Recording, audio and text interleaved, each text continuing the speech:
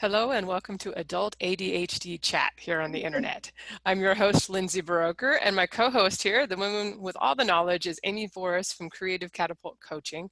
Today, we're going to be talking about business and entrepreneurship and some tips for being successful in this area, even if you have ADHD and even if you don't have it. Some of these will hopefully be helpful. Amy, welcome, and how are you doing today before we jump in here? Hey, Lindsay, thanks. I am doing all right. I, have been doing a lot more self-care, which in my world means floating, sleeping, and trying not to stress. Today my brain is in a good spot. I know that being social, which I've done a little bit more of too, is helping me balance out my energy and manage my own ADHD so that I'm able to sit down and, focus and get some things done that I want to do. Awesome. And for those who don't know, floating is? Sensory deprivation. Floating is basically floating in 1,000 pounds of Epsom salt water that is heated to body temperature and is completely dark and quiet, and really just helps reset your nervous system because there's no outside stimulation. People have also used it for meditation and all sorts of other self-growth. I just like that it helps me sort of calm down and get into a deep state of relaxation much more easily than meditation. All right, well, maybe there's a tip for people to try if they have the funds to, and if they have one local. I've done it too, and I find it a good place to just think. Like, I'm not very good at meditating and just letting go, but if you need a place to quiet, to just kind of figure things out, I find that can be helpful myself. Yeah, well, and here in Seattle, I've been going to Float Seattle for about a year and a half, and they are amazing people, and I'm excited that they're reopening, with a whole bunch of COVID precautions, but we'll, I suppose, keep our eyes on how effectively society continues to manage this, and hopefully this continues to be available for me in the short run. Excellent. All right. Well, let's jump in here. We've done a couple other shows where we've kind of defined ADHD and how to know if you have it. So check Amy's channel if you want to see those. We won't go into that here today. But could you talk about some aspects that might actually help you as a person with ADHD in starting your own business or in just working for someone else's business?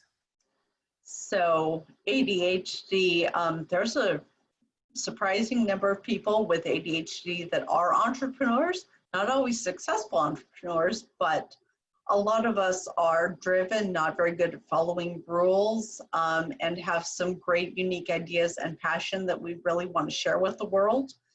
We're also great problem solvers, do well with novelty and uncertainty. And when we're passionate, we can really hyper-focus and really get a lot done and put some amazing work out in the world. We can often pull long hours and see connections that others just don't. And the novelty, the stimulation, and the ability to not be micromanaged can do some amazing things for a lot of ADHD brains. Yeah, I feel like a lot of entrepreneurs I've talked to, and I'm an author for those who don't know, but I've self-published, so I have to have the business hat and do all the marketing and stuff and learn that. And there's a ton to learn, which, like you're saying, it keeps it kind of new and interesting. But a lot of people I've met are very it's almost like they had really struggled in more of a traditional work environment. And I love your thing about not being micromanaged. Like, I feel like I'd be unemployable at this point. I don't think I could actually work for someone else and not chafe at the bindings, Yeah, well, it's a double-edged sword. After some of the novelty wears off, it can certainly be hard to be motivated, but it can also be a real challenge to create the structure for yourself, as well as to not be overwhelmed and shut down, which also makes doing anything useful really hard when you're stuck. Yeah, I often tell people to find somebody that's doing what you want to do and is being successful, and then just stalk them. Like, probably they're not going to have time to be your mentor because they're super busy with their own business, but sign up for their newsletter, see what they're doing, watch what they put out.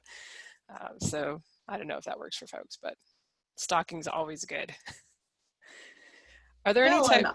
Oh, go ahead. I was going to say, I will also, a lot of times somebody may be willing to do a 20 or 30-minute informational interview about what they're doing, if that's your thing. So a lot of times asking for a short meeting on somebody's calendar can also be a really good way to connect. But yeah, sometimes reaching out to somebody to be a mentor may be a bigger time commitment than they're truly willing or able to commit to. Right. And I should say that it's stalking online is what I'm referring to, just watching what they're doing with their business, not showing up at their house or anything weird like that. And also, actually, one of the things that's great about having a podcast is you can sometimes get those people on as guests, whereas they might not have an hour otherwise, but if it's an interview, maybe they can make the time for it. You never know. So are there any types of work or tasks that ADHD is likely to make you good at, or is it just a matter of being passionate about something? I think it's a little bit of both. There are some industries that tend towards, I think, being more naturally attuned to somebody that has ADHD. I've worked with people across all sorts of medicine, so doctors, nurses, academia, gardening. I've worked with a pastry chef, a truck driver, and a lot of characteristics of sort of the either self-driven or the high intensity, crisis-driven professions. Lawyers too can have a lot of people dealing with ADHD, and a lot of times the pressure and the high stimulation can be great and keep people really engaged. I'm actually fairly convinced that a huge number of people in my local parks and recreation department have ADHD, both from what some people have told me, but just from general observation. Some people I'm sure are not aware that they function in that world, but it's just really interesting to see the different ways and places that ADHD shows up. So a lot of types of tasks that you might be good at are crisis management, or constantly changing priorities. If the stimulation is high, it's going to really help your brain sort of be on and firing. But, a couple notes that I made to myself over here is passion is great and a great start, but you almost also have to make sure that the environment, the job process are also a good fit for the way you function and work. I, for a while, worked at a nonprofit as an administrative assistant, and I loved the work that they were doing. And there were a lot of things that were a great fit. It was quiet, so I wasn't distracted all the time. I was trusted. I wasn't micromanaged.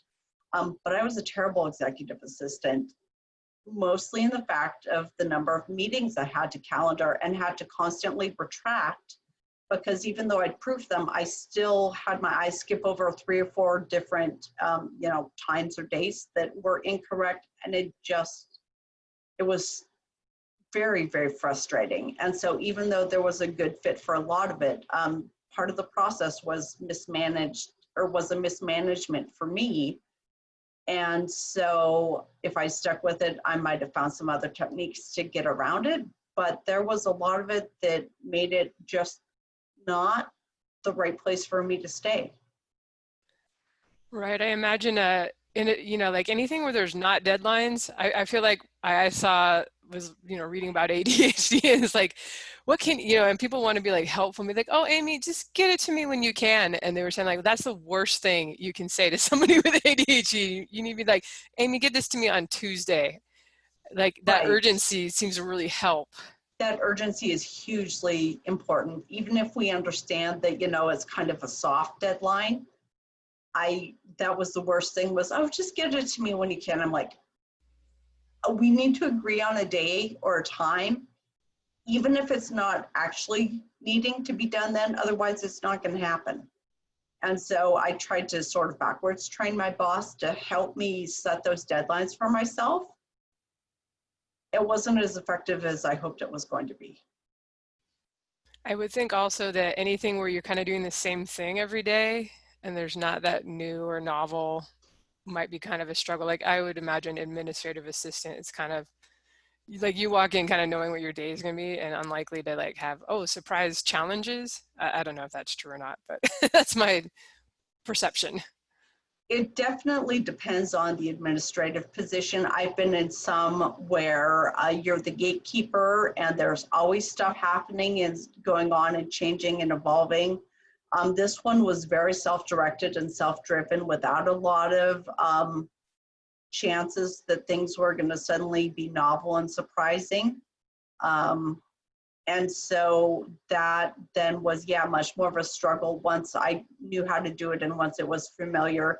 It became much harder to get engaged right away, and suddenly my workday started dragging on and on and on and on because I knew what I needed to get done, but I couldn't get it done.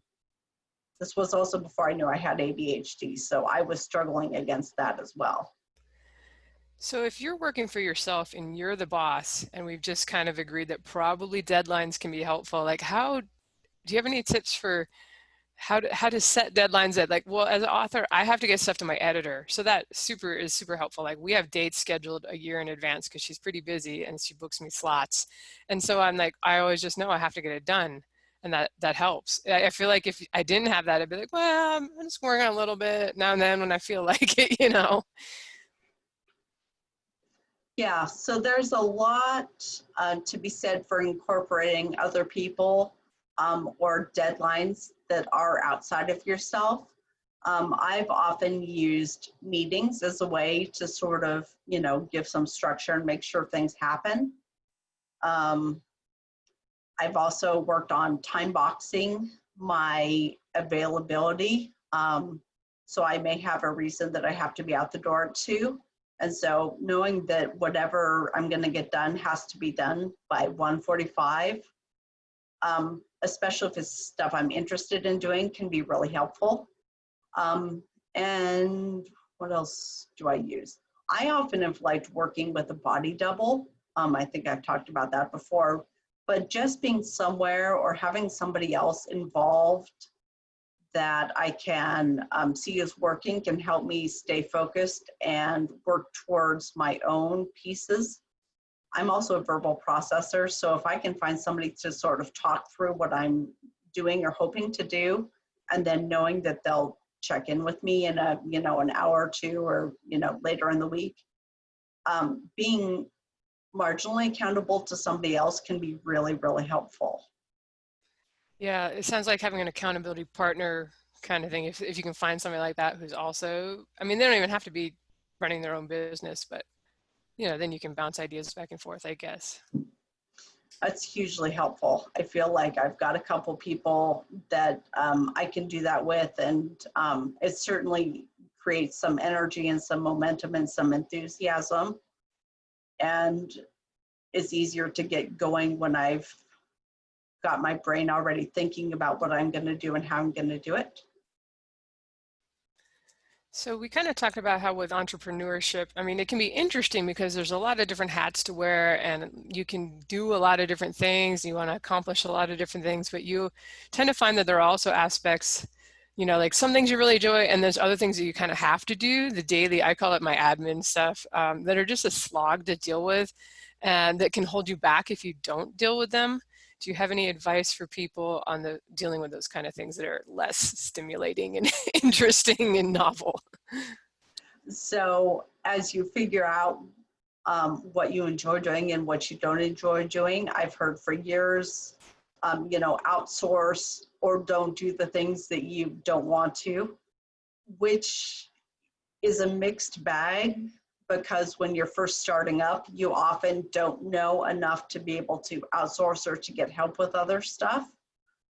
So that's, again, where finding a mentor or a program that you can help work through to help you realize that, oh, yeah, marketing is the thing, because there's a lot of process learning that you have to do and be good at. on top of just the content of what you want to do, which, for me is coaching. I've also had to learn how to market and, be a business owner and do taxes and some other things that really are not at all related to coaching. Like you said, admin.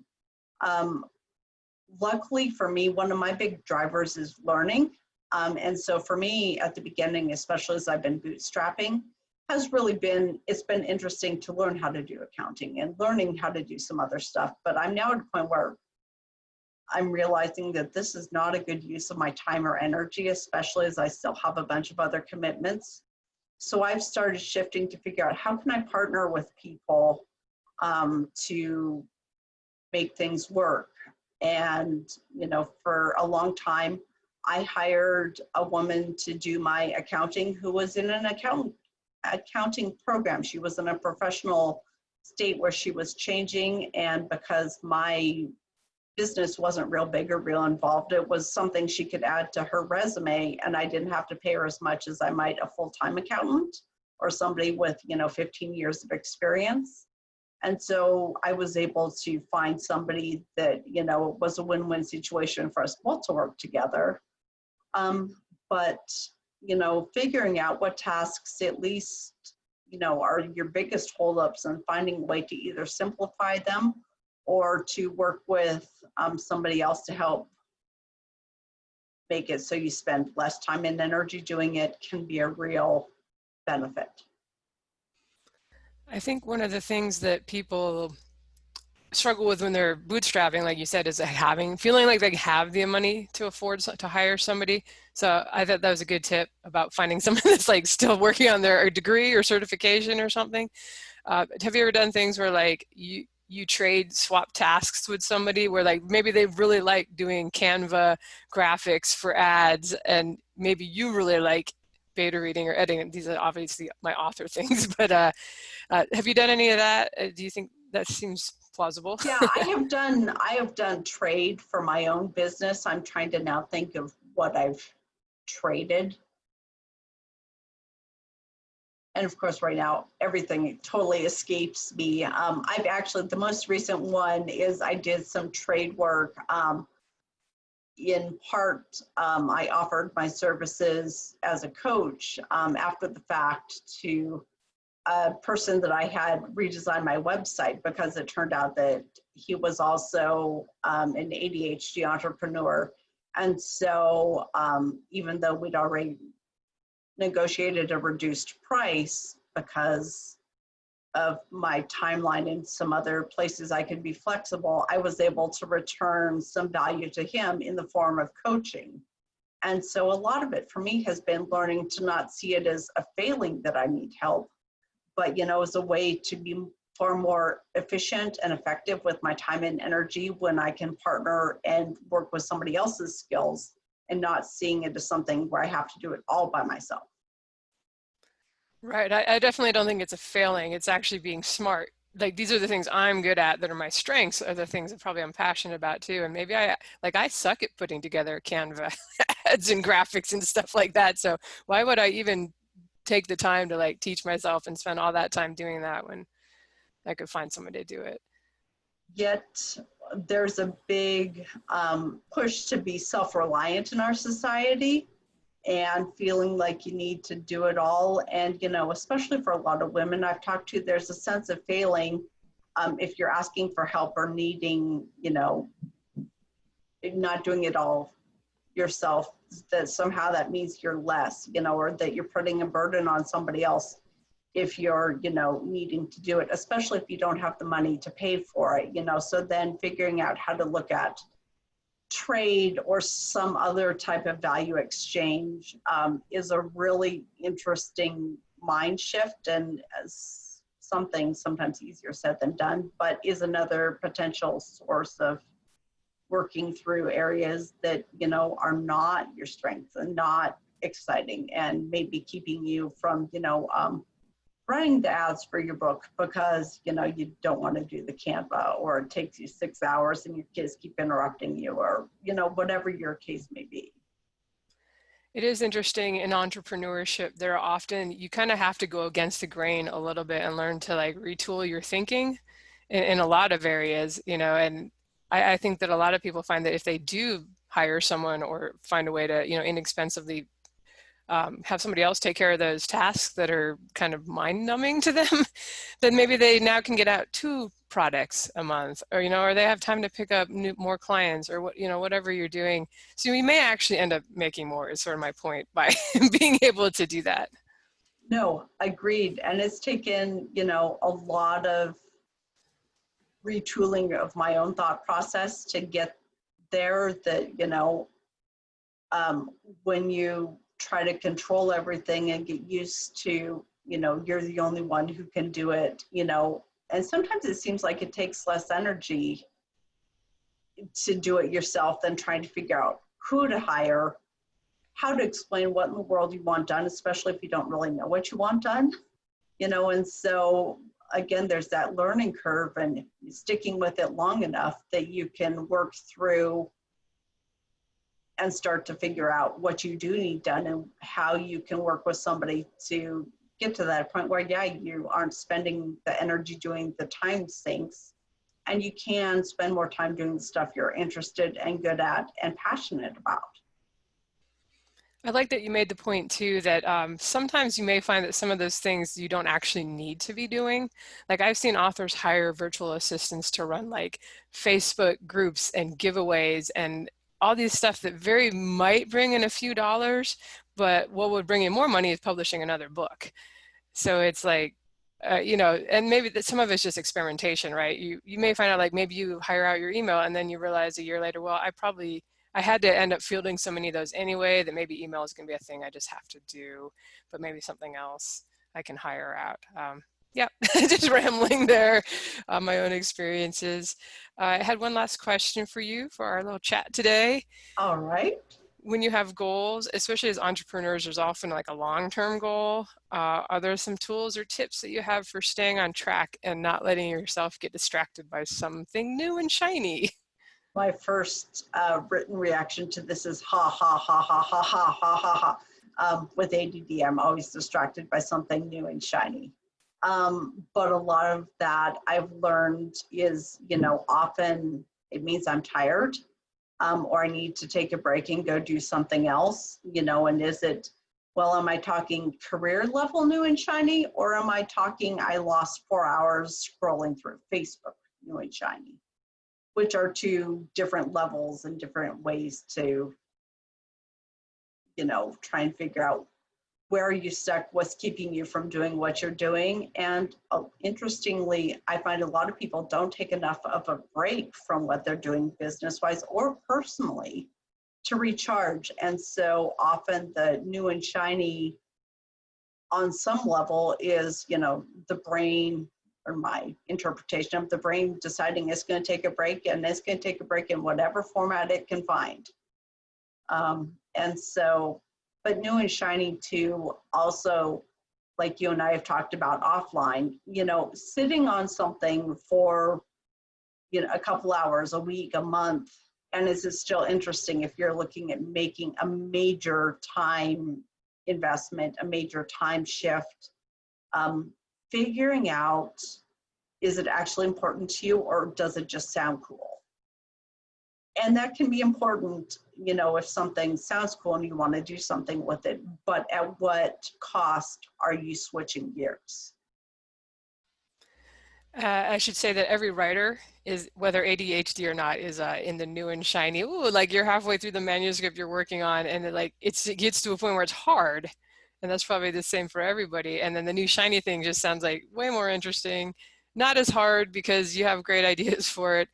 I would say for myself, part of it is just getting in the habit of finishing things, which is really boring, but it helps me. I've just gotten in the habit of writing books and finishing them, but new and shiny also becomes kind of a reward and a motivation to finish the first thing if you can keep yourself from not leaving the current project. Ooh. And then that's the reward, is later you get to work on new and shiny, and then you find out, are you still interested in it?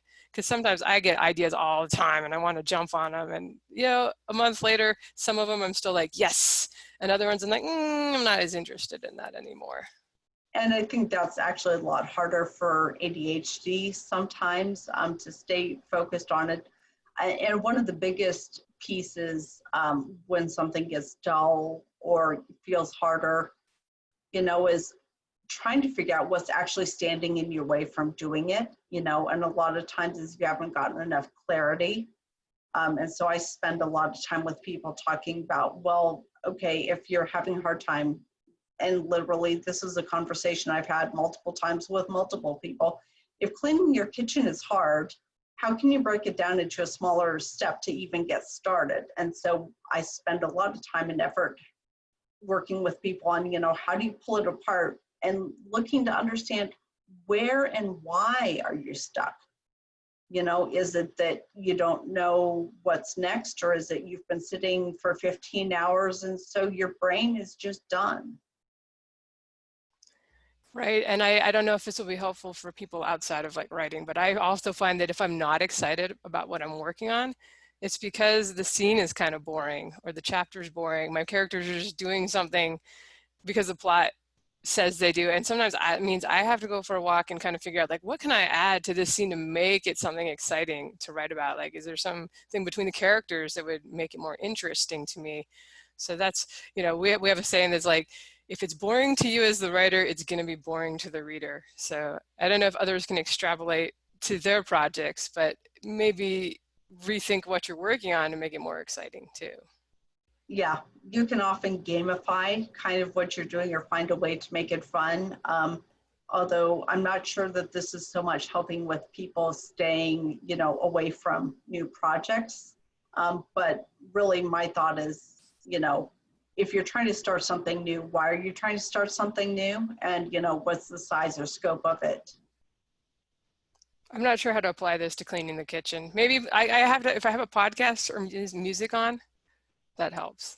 But I guess Yeah, well, entrepreneurs are not trying to clean the kitchen today, I was probably. gonna say, well, and it could be, what your we didn't define the concept of, starting something new and shiny. Are we talking about a new book, or are we talking, I'm going out for a bike ride instead of finishing the kitchen? Those are two different scales of new and shiny. Right. Yeah, for me, I was thinking more like new projects that are tempting me away from the current one. But that's a whole nother thing, is trying to focus on, well, maybe you just need a break to ride your bike or something. But Yeah, well, and yeah. again, these are, I deal with, everything from professional projects with people, again, to multiple conversations about cleaning and organization, so it's kind of a funny thing to, one day we're talking about, somebody's professional business, and the next day it's like, I'm really annoyed that I just can't get my laundry started. So to me, they're all related in some way, even if that's not how most of the world thinks about them. Right. And I do think we should wrap up on the business thing, that Yeah. if you can find a way to make your existing project that seems like a slog, tinker with it, play with it, make it exciting again, you will probably be less tempted to wander off. Those are my final thoughts. Do you have any Yep. final thoughts on this topic? Nope, that's great. And, again, it's great that we're both sort of trying to keep each other on track, and that, is another way to do it is, find that accountability partner and, learn to help pull each other back when you're off topic. Yep. And you do on your site or on your coaching. And you're thinking of starting some accountability groups too, so people could check that out. That is, yes, I am looking at piloting one here in probably the next month or so.